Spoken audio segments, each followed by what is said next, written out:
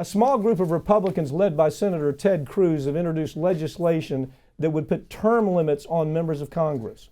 This isn't the first time Republicans have tried to get this done, and there's a lot of debate over whether or not term limits are the best option. Okay. We've heard the discussion before. Constitutional amendment requires what, 2/3 of Congress to vote on it, and then was it 3/4 of all the states? I believe it's 3/4 of all the states to ratify. Long shot, real long shot. Take it from there. It is an exceptionally long shot, and for maybe only the second time ever. I agree with Ted Cruz. Oh, I do too. I'm all for it. But what's funny though is that I've done segments about term limits before, and I've gotten so many angry progressives at me say, "Well, how could you support that? How can you support that?" And my question is, how can you not? Okay. I've never gotten a good argument from anyone as to why we shouldn't have congressional term limits. Okay. Not a single one. Farron, I'm fascinated by what you just said. You've gotten criticism, and I have too, about coming out and saying we need term limits. What could there possibly be that would upset the average person who has a brain about term limits? I mean, what is the criticism you've gotten? Well, then we'd have to say goodbye to Bernie Sanders. Well, Bernie Sanders, just in November, that was his election to a third term. Yeah. So he'd only been in the Senate for 12 years. Yeah. And I understand that means saying goodbye to literally one good guy. It also means would have gotten rid of, at the time, McCain. McCain would have been Jim history. Inhofe, who has destroyed the climate conversation. Yeah. We go on forever. Exactly. You could go on forever for all the Boehner wouldn't have been in there for 25 years. Lindsey Graham. All the trolls, man. Get rid of them. I know that you've said this before, that when you do a story like this and you talk about the need for term limits, that progressives write you back. How could you possibly say that? You're going to affect Bernie Sanders or Elizabeth Warren. God, I mean, give me a break. Think through it just a little bit. Okay, so let's talk about this. To date, I think there's about 33 amendments. I don't remember the exact. About 33 amendments that have been proposed. 27 or so were ratified.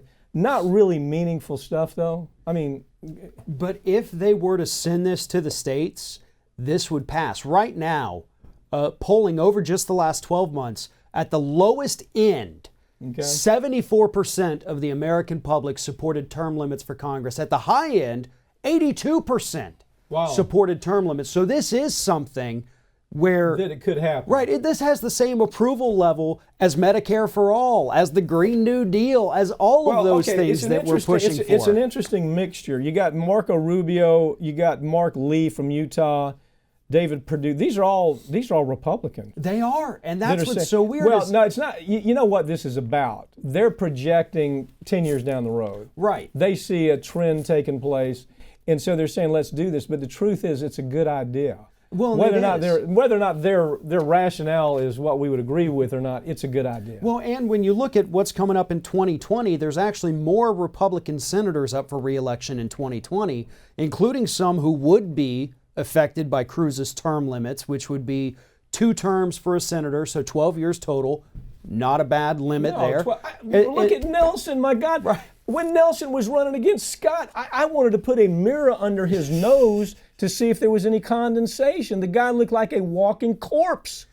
And so obviously Scott beats him. He was just a weak candidate, man. Right. And when you look at these people who spend 10, 15, 20 years in Congress, what's the biggest criticism of them? They're too establishment now. They're too into the system. They've lost touch back home. McCain is a great example. And it's true. McCain is a great example. McCain was barely even recognizable as a statesman by the time his term was. The last time he ran, I don't know if you know this story, but he runs, and you remember, so you got an economic burn down, right? Obama's running against McCain.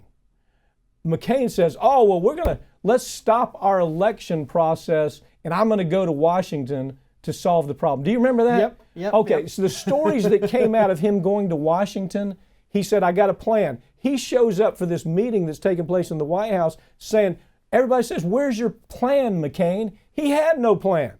He had become simply kind of a nut job running for president. And that's what these people simply lose. They lose touches with reality. And McCain's a great example. I mean, my God, he's not just the only example, though. You know, Well, and here's the thing too. We've got term limits on the presidency so that no one person in the U.S. can have that much power. Mitch McConnell is more powerful than Donald Trump. Yes, he is. Lindsey Graham is more Absolutely. powerful. McCain at the time was more powerful. Yes. Boehner was. Pelosi is arguably God. more powerful right Schumer. now in her position. Schumer. and you go, what in the So world? why is it that this person can run and serve for 30 years and the person in the White House only gets 8? Yeah. Let's limit them all, put fresh faces in there, and as an aside there, you're not going to have somebody who over the course of their career just took 30 million from fossil fuels. They can't spend enough to keep up with term limits either. You're going to inadvertently and to a smaller extent solve another problem along the way. Yeah. Look, do me a favor, would you? Once you get all the criticism about this segment, send it to me because I really want to read it. It's almost laughable. It is. Some moron saying, "Oh, well, how dare you talk about term limits?" Go figure.